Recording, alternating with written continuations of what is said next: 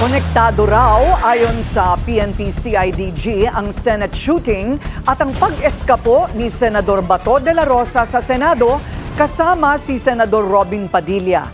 Bukod kay Padilla, dawit na rin ang kanyang security aide at kaanak sa reklamong obstruction of justice. Narito ang agenda report ni Andrea Salve.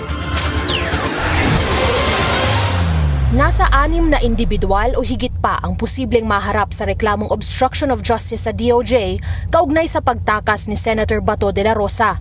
Bukod kay Senator Robin Padilla, tinukoy din ni CIDG Director Robert Alexander Murico II ang babaeng security officer ng senador na napaulat na kasama ng dalawa sa pag-alis sa Senado noong madaling araw ng May 14. She was a former AFP personnel. From AFP, ang employment niya pumunta po sa Department of Foreign Affairs as a Foreign Service Officer.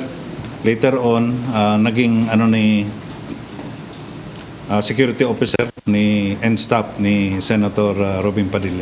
Ayon pa kay Morico, kasama rin sa posibleng ereklamo ang may-ari umano ng pickup truck na nagsilbing security escort ni Padilla.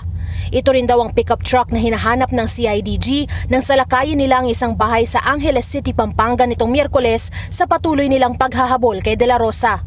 Una nang napaulat na kaanak ni Padilla ang may-ari ng property. Hindi po yun incidental. It's not a mere hitch ride.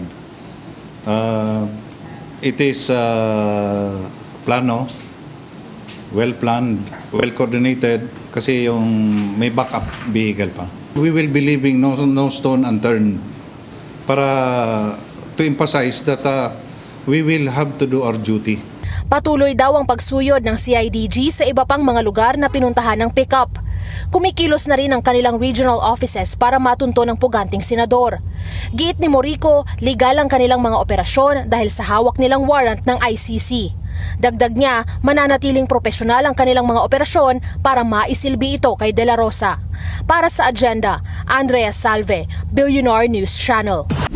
Manatiling nakatutok sa Bilyonaryo News Channel. Sumubaybay sa aming social media accounts at mag-subscribe sa aming YouTube channel para sa mga bago at eksklusibong balita.